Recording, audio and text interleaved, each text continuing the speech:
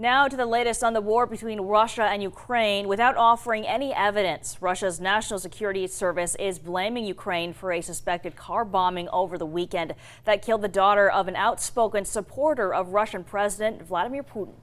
Ukrainian officials have denied any involvement. The killing comes as the Ukrainian president warns he's expecting a week of increased attacks from Russia ahead of Ukraine's Independence Day on Wednesday. ABC's Jay O'Brien has the latest from Washington.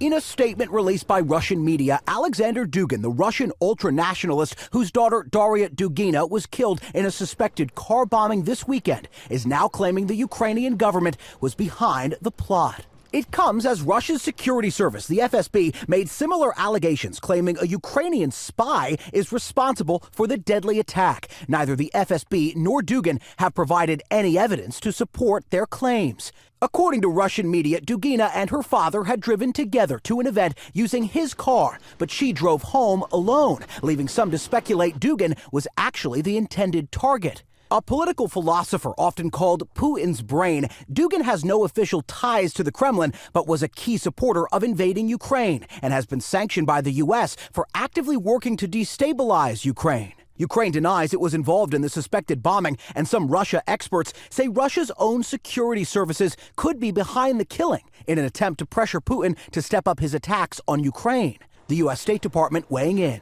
I have no doubt that the Russians will investigate this. I also have no doubt that the Russians will put forward certain conclusions. Meanwhile, Ukrainian President Volodymyr Zelensky is warning Russia could intensify its attacks ahead of Ukraine's Independence Day on Wednesday, a date that will also mark the 6-month anniversary of the Russia invasion. In the capital of Kyiv, government employees were told to stay home this week, and all public events are canceled. We've seen that Russia has no problem whatsoever directly targeting innocent civilians.